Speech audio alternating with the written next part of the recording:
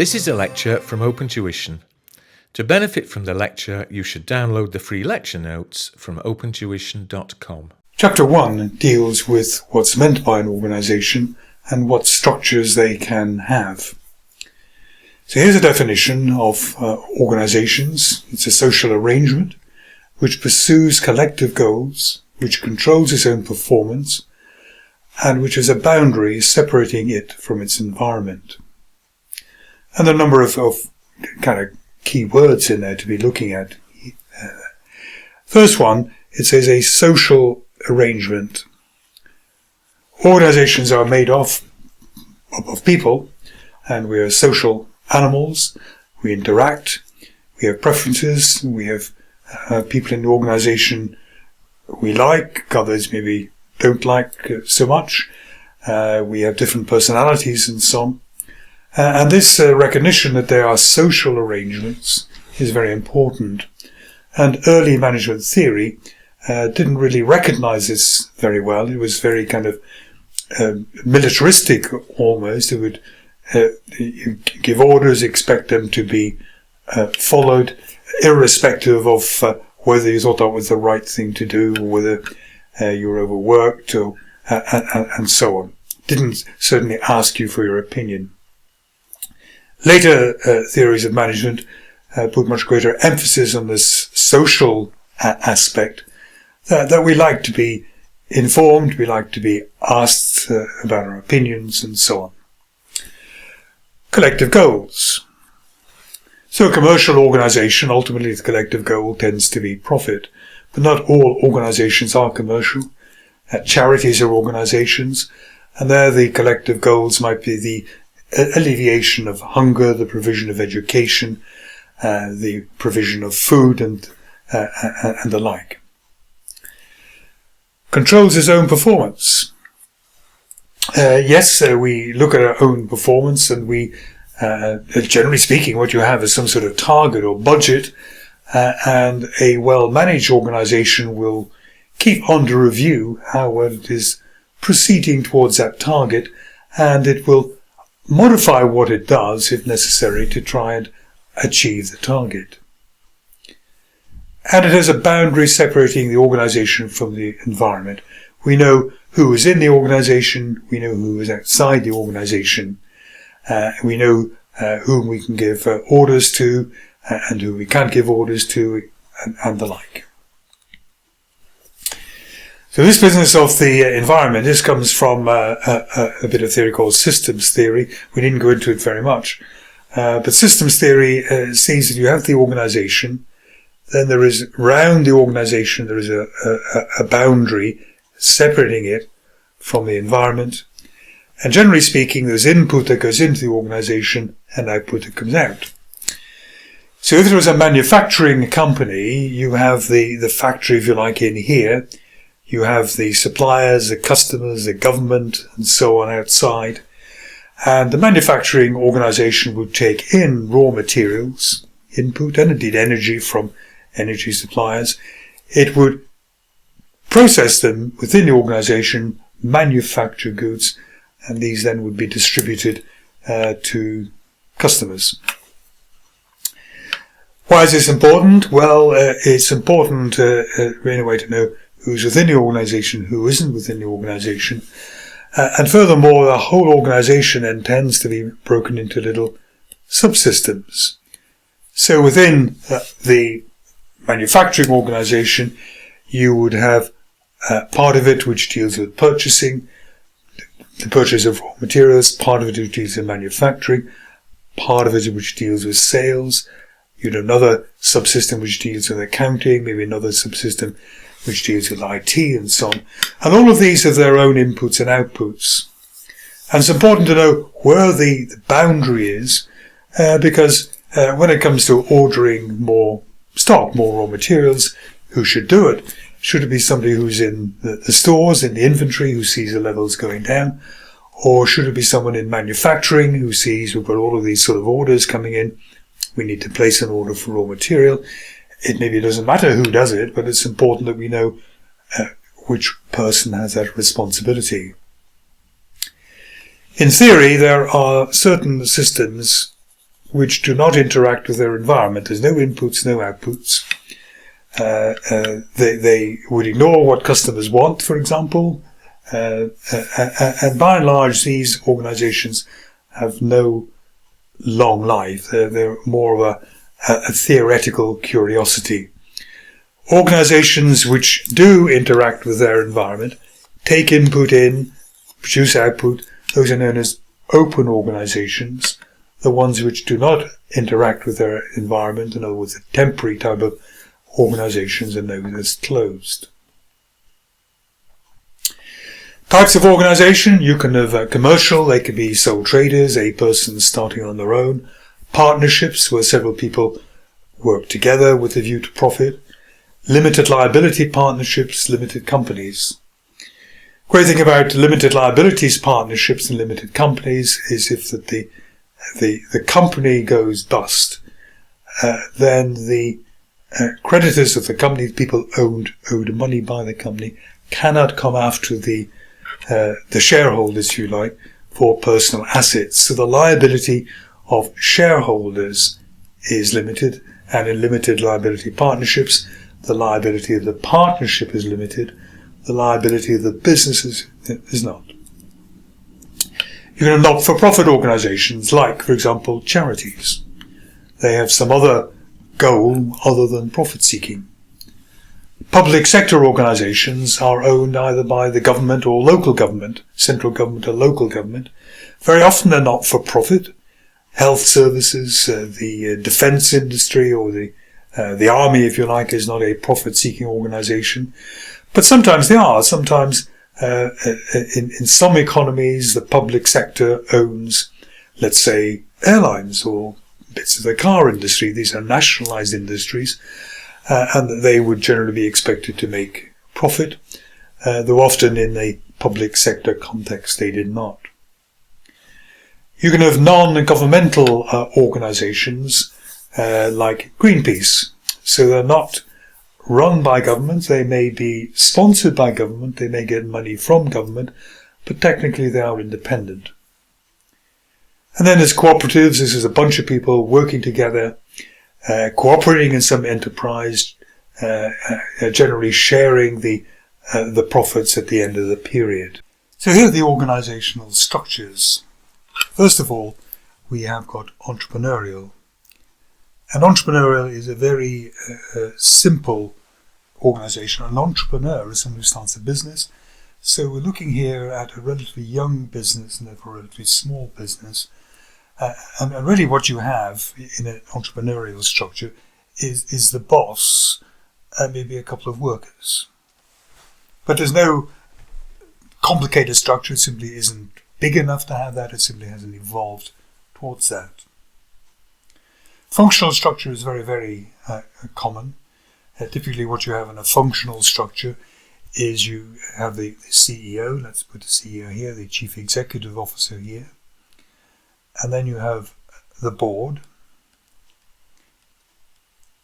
So here we have maybe the finance director, here we maybe have the manufacturing person, here we have maybe sales and marketing, here we have maybe IT, there may be some other ones in there as well.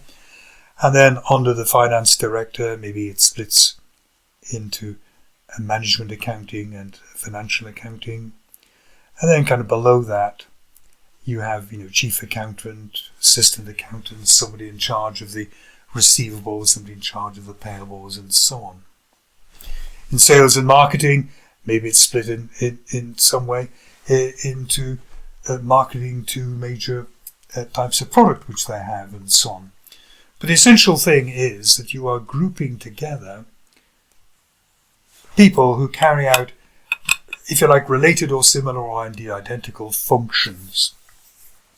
And it's very efficient.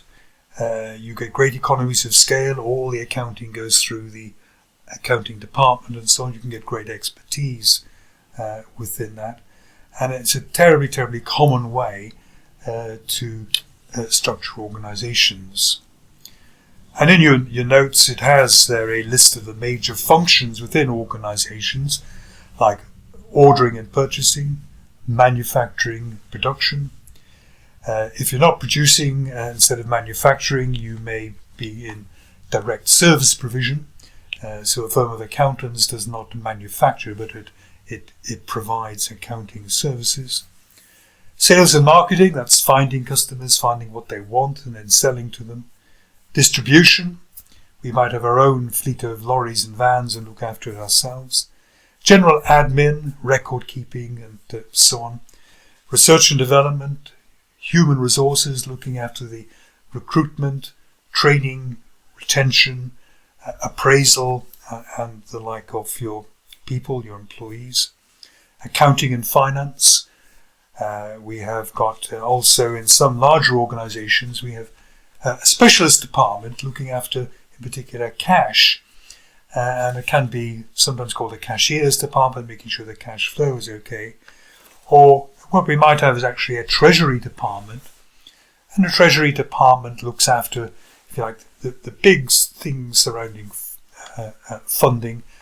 Do we need to go to the bank and negotiate a loan for September? How are we going to deal with this large amount of dollars which is going to be coming in 3 months? How are we going to deal with the exchange rate fluctuations and the like? So the functional organization is very, very common. Now what I'll do, just before we get on to matrix and boundaryless and so on here, let's just look at divisional structure here. What a divisional structure says is we're now so big, we're operating in North America, we're operating in Europe, we're operating in Asia. We're really dealing with different competitors in those three markets. We may be making slightly different products. There are different laws and rules and regulations in those three markets. Does it really make sense to have only one sales and marketing department or only one manufacturing department? And what divisional organizations do is they would say, well, here's our American division, here's our European division, here's our Asian division. Within that, we would have purchasing, we'd have manufacturing, we'd have sales and so on going through this. So there's a certain duplication going on. We now have, several manufacturing plants, several sales and marketing, several kind of purchasing departments. But the idea is that you get specialism. You have people who know in the sales department, they know exactly what the US customers want and what sort of competition there is. In the European division, we know exactly what those customers want and so on. Here we've divided it up in terms of geography. It doesn't have to be in terms of geography. You can also divide it up in terms of major product categories. So in the UK, we had a major chemical company, and it made agricultural chemicals, basically fertilizers, and it made paint. Now, there's really hardly any overlap on those skills or on those customers. So they had their agrochemicals division, and they had their paint division, and they became specialists in that. Matrix organization, slightly different.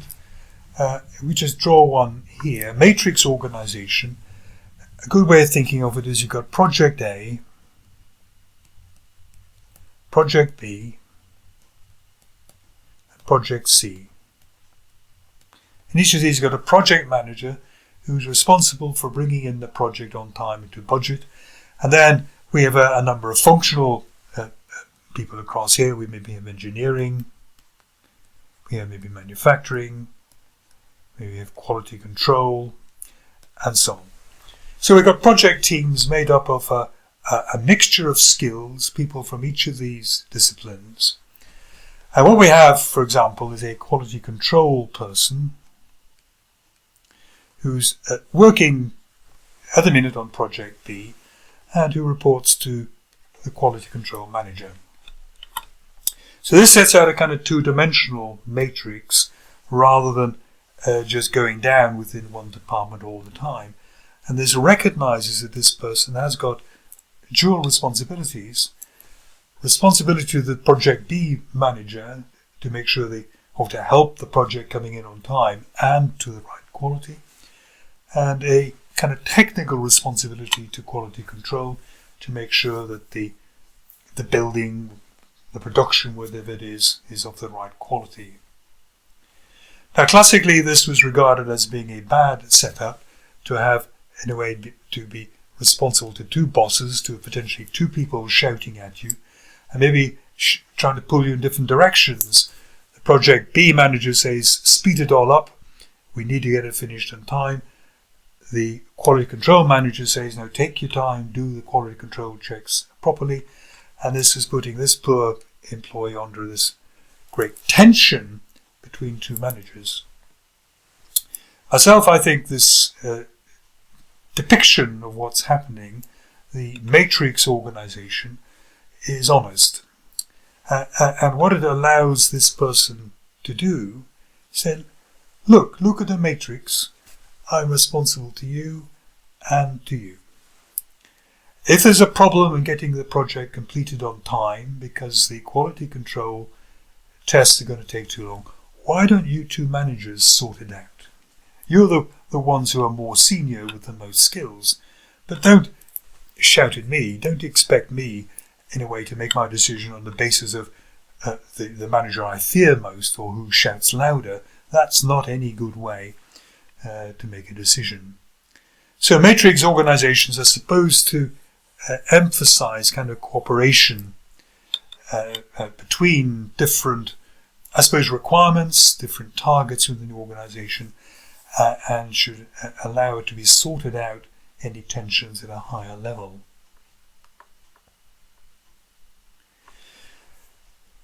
Boundaryless, virtual, hollow, modular, these are more modern types of organization. They're all covered in the notes. I'll just talk about virtual here. So some IT companies, for example, Apple, doesn't make its own phones.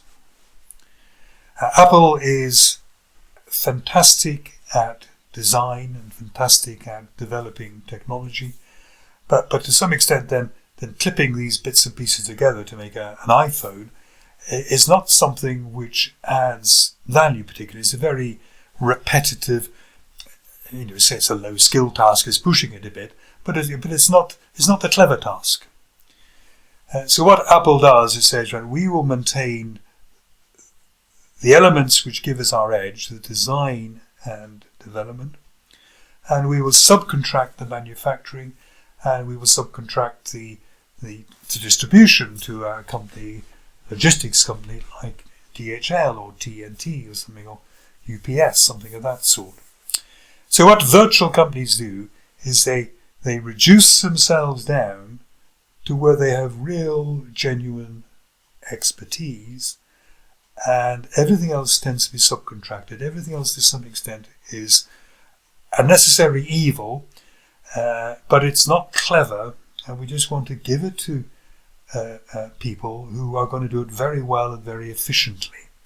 And so we maybe subcontract manufacturing to a huge manufacturing organization which is based somewhere where labor costs are low. Mintzberg's structures, kind of curious. You need to know what's going on here. Mintzberg divided up the organization into 5 bits. Strategic apex, think of it, strategic and apex. Apex is the top, strategy is looking long term. Basically, this is the board. Middle line is, think of middle management.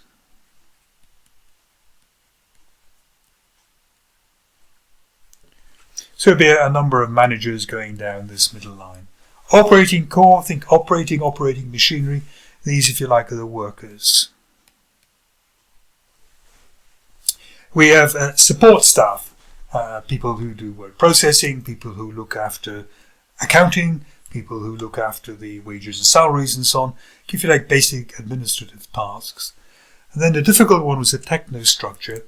And Mintzberg said this is the people, and it's not just one department. These people come from a number of departments, but they develop, if you like, standards, procedures, kind of manuals, guidebooks, and so on. So within large organization, you have got quality control procedures, you've got quality control standards, you've got health and safety rules and regulations, you would have standards, manuals, if you like, employee handbooks, if you like, telling people, their entitlement to holiday, what to do if they're sick, what's going to happen if they're not performing very well, and so on. As we've drawn it here, this is what's known as a machine bureaucracy. All of these are going to be quite big. In particular, the technostructure is quite big, because in a machine bureaucracy, which really means mass manufacturing, it's very important that we do take health and safety issues very seriously in a factory. It's very important that if you're making cars, you make them in a very consistent way. So there'll be lots and lots of rules and regulations about how to actually go about manufacturing, how to test for quality and so on. So the technostructure is quite large. What Mintzberg did was he says this is going to vary. The importance of these elements is going to vary depending on the sort of organization you have. So an entrepreneurial organization, that's the very small one we talked about earlier, is just kind of the boss and basically the workers. It's going to be a bit like that. There is no support staff. It's far too small, far too young. There's no technostructure because people haven't really got around to writing the procedures, manuals and so on. So basically it's the boss and the workers. He then talked about a professional bureaucracy, professional in terms of a professional company, a professional firm like accountants or like lawyers. And where should I write this? Where do we have room? We maybe got room in here. Let's get rid of this. What he said there was quite kind of interesting in the professional bureaucracy. It came out a bit more with this sort of a shape.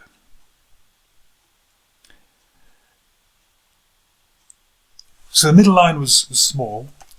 You obviously had lots of people at the bottom going out doing audits and so on. You had a reasonable sized admin, but a tiny technostructure.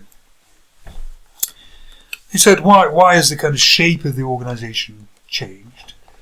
And the shape changes because if you're in a firm of auditors and you've basically got the partners at the top, and it's the people at the bottom who go out to the client and do the work. And the partner wants to talk to these people because every audit client is unique. The partner wants to hear firsthand, how did the audit go, what problems were there, are there any figures in these financial statements you're not so happy about, and so on. The partner doesn't want this information, if you like, filtered through lots of layers where it's going to get distorted. So there's a very kind of small hierarchy, if you like. Also, the technostructure is small because although auditors have got standard documentation to fill in, the way it is filled in is going to be unique to each client. Similarly, in a firm of lawyers, every case that you might be assigned to has got its unique set of facts and unique arguments you can make on behalf of your client. So you can't standardize taking on a law case the way you could standardize making a car. You can't standardize an audit in the way you could standardize making, say, a camera, where you're making thousands the same, each is unique. So the power of the technostructure is relatively small.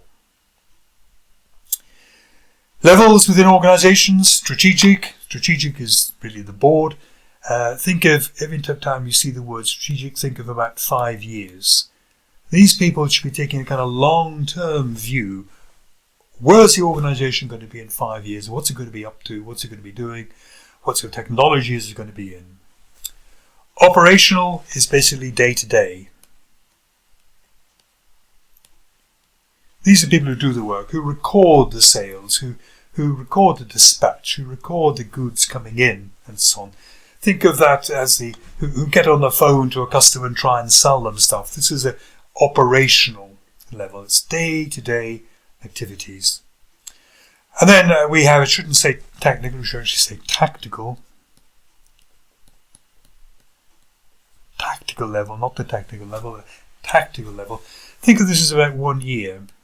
So strategy and tactics. Strategy is long-term, tactics is shorter. Think of this as a manager who is concerned with making their budget. And usually the budget will be the year's results and so on. They are concerned with controlling the costs and the sales and so on within a relatively short period. But they're not going to be making big changes. That's for the strategic level. Recent kind of changes we can look at now a little bit, and indeed the shape of organisations. So the tall, narrow, wide, flat. So a tall, narrow organisation, you've got many, many layers, hence tall and narrow. What we have in this very regular organisation is every manager looks after 2 people. That's known as a span of control. So every manager is looking after 2 people. The wide flat, it's got many fewer layers, but the span of control, well, here's 1, 2, 3, 4, 5, 6, 7. Span of control is the number of people reporting directly to you. Here the span of control was 2. There has been generally a movement that way. And the movement that way for 2 reasons. First of all, if you're looking after 2 people, it gives you an awful lot of opportunity to always redo their tasks. And there's a lot of checking up on people which is maybe not actually needed. Close supervision is possible, therefore you do it to keep your job. And people began to think, well, where's the value added in this? We've got senior managers, supervising senior supervisors, supervising supervisors, supervising assistant supervisors and so on. All of this kind of duplication and wasted effort, it's costing huge amounts of money, which is really not justified. So let's get rid of these middle managers and save money.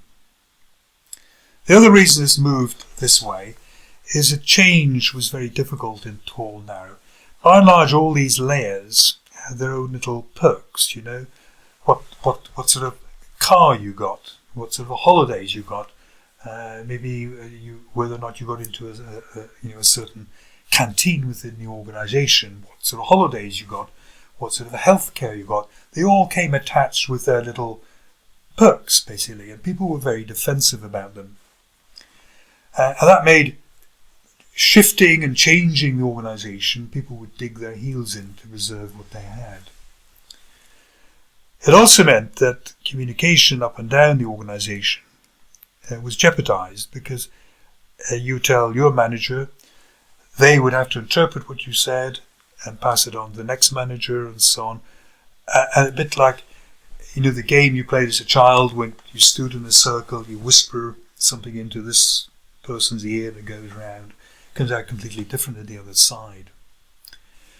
And with increasing speed of technological development, it could be the new person at the bottom who knows stuff, let's say about social media, about Twitter, Facebook, Instagram and so on, that maybe the traditional chief executive officer, a much older person, would not know about.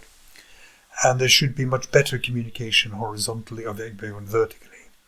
And again, here with fewer layers, the communication is much better, much more reliable, and also it's suggesting teamwork. You're all much more egalitarian in a single layer, so shifting responsibilities around, forming teams, disbanding teams, reforming teams, and so on should be much easier, so you can respond quickly to market developments and technical developments and so on. Centralization and decentralization shows where power lies in the organization. If something is not decentralized at all, it strictly means the person at the top looks after every decision, both important and trivial. And the problem is that they will not have time to do that properly, So decisions will be delayed. They may not have the expertise. Why should a single person at the top be able to make decisions about IT and about advertising? It's not very motivating for other people if you can never make any decision yourself. And if you never make any decisions yourself, how are they going to decide whether you're any good or not if you're just following instructions? So some decentralization is good. Faster, better decisions, more motivating for staff and so on. The potential danger is poorer coordination. One person makes a decision, good for their department perhaps, but which is harmful to another department. So some sort of overview really needs to be kept within decentralized organizations. Recent trends, downsizing just means getting smaller. Delayering, that's going from tall, narrow to wide, flat. Outsourcing, that's like the virtual organization where you get other people to do certain aspects of the manufacturing to you. Offshoring means going abroad. Either move your factory abroad or outsource to people who are abroad, where it may be cheaper or maybe better. Shared services is where if you had, let's say, a firm of lawyers, let's say they were in 6 major cities, instead of each of the offices having its own billing department and invoicing department, you say, right, we're going to have the accounting department in city 1, and everybody else sends in the information to that centralized accounting department, and all 6 offices share the expertise, the services provided by that central department. And finally, we have formal and informal organizations. Formal stuff is basically what's written down. So the organization chart, probably written down. Procedures manuals, written down. The mission statement, kind of saying what the organization is for, what its values are, written down. Staff appraisals, written down. Your training record, written down, and so on. This is all the stuff management knows about and management causes or is responsible. However, the idea came that there's a lot of other stuff going on within organizations that management is not in control of and management might not even know about. And this diagram it represents an iceberg. And you know in an iceberg that the majority and the dangerous part is the bit that you can't see. It's hidden underwater. And similarly, down here we have all the informal parts. Like alliances, people that you are friendly with. So no matter what management says, you're friendly with this person, maybe you tell them information you shouldn't. There's rumour and gossip, terribly powerful. You know, the chat round the coffee machine and so on. People often get the wrong end of the stick entirely and get worried about job losses when maybe they're not talked about. A group norm, a kind of informal agreement about, say, how hard you should work. And if you begin to break a group norm, if you know, most of your colleagues are making 20 items a week and you manage to make 30 items a week, they're probably not going to like you. And there's a lot of pressure on people to not rock the boat, if you like, to behave in a generally accepted way, which can be very resistant to management efforts to change it. There may be personal ambitions. So you may be in the accounting department, but maybe you would kind of quite like to have a go maybe in sales and marketing, you know, something radically different. But during the staff appraisal, maybe you feel that that's been cut off in some way. And if you feel your personal ambitions are not going to be met in one organization, maybe what you do is to move to another organization. And that may well impoverish your old employer.